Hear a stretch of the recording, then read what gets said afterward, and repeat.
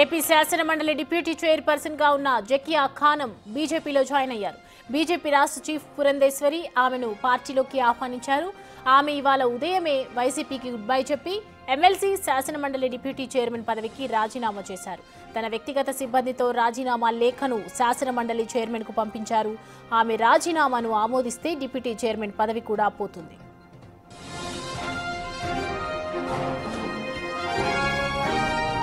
सबके साथ सबका विकास बीजेपी నినాదమని బీజేపీ ఏపీ చీఫ్ పురంధేశ్వరి అన్నారు. అన్ని వర్గాల ప్రజలకు సమాన అవకాశాలు కల్పించటమే బీజేపీ లక్ష్యమని తెలిపారు. మైనారిటీలు బీజేపీతోనే ఉన్నారని జాకియా ఖానం చేరికతో రుజువైంది.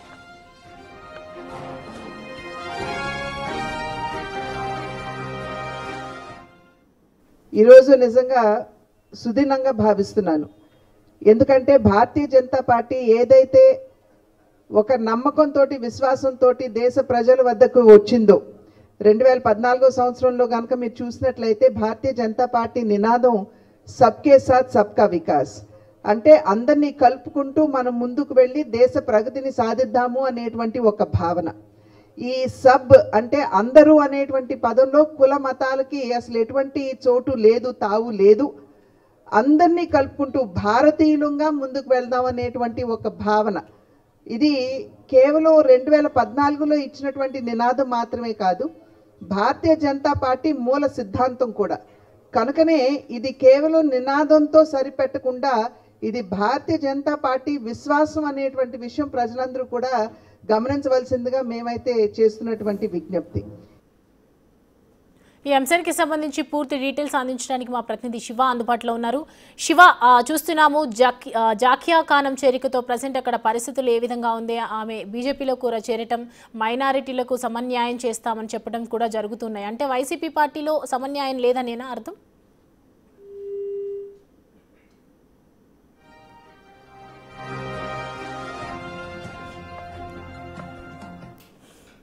రైట్, సబ్కే సాత్ సబ్కా వికాస్ బీజేపీ నినాదమని BJP AP chief Purandeswari Zakia Khanam చేరికతో ఈ వేదికగా అన్నారు.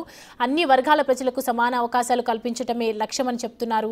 మైనారిటీలు బీజేపీతోనే ఉన్నారని జాకియా ఖానం చేరికతో రుజువైందని చెప్తూ ఉన్నారు.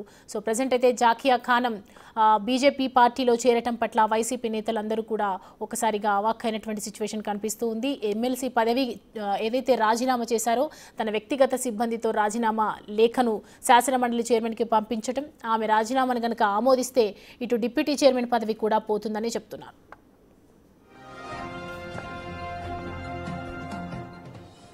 ఈ అంశానికి సంబంధించి పూర్తి డీటెయిల్స్ అందించడానికి మా ప్రతినిధి శివ జాయిన్ అవుతున్నారు.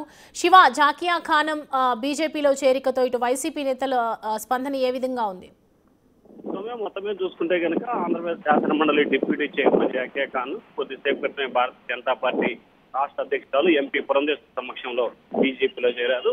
మంత్రి సత్యకుమార్ నేతృత్వంలో కూడా ఈ చేరికలు జరిగినాయి. ముఖ్యంగా రాయలసీమ ప్రాంతానికి సంబంధించి మాజీ సీఎం జగన్మోహన్ రెడ్డి సొంత ఇలాకా, సొంత జిల్లా కడప నుంచే ఎమ్మెల్సీగా అలాగే డిప్యూటీ చైర్మన్ గా ఎన్నికైన ఆమె ఈ రోజు బీజేపీలో చేరడం వైఎస్ఆర్సీపీకి కోలుకోలేని దెబ్బగా కనిపిస్తా ఉంది. రాయలసీమనే ఆపరేషన్ టార్గెట్ గా కూడా బీజేపీ పెట్టుకుంది. దానిలో భాగంగానే రాయలసీమ ప్రాంతాలకు సంబంధించిన బీజేపీ ఒక్కొక్క వైసీపీ నేతను చేర్చుకునేందుకు కీలకంగా వ్యవహరిస్తుంది. మరొక వైపు ఆమె చేరికకు సంబంధించి కూడా వైఎస్ఆర్సీపీ నేతలు ఇప్పటి వరకు కూడా ఏ రకమైన ప్రకటన కానీ స్పందన చేయలేదు.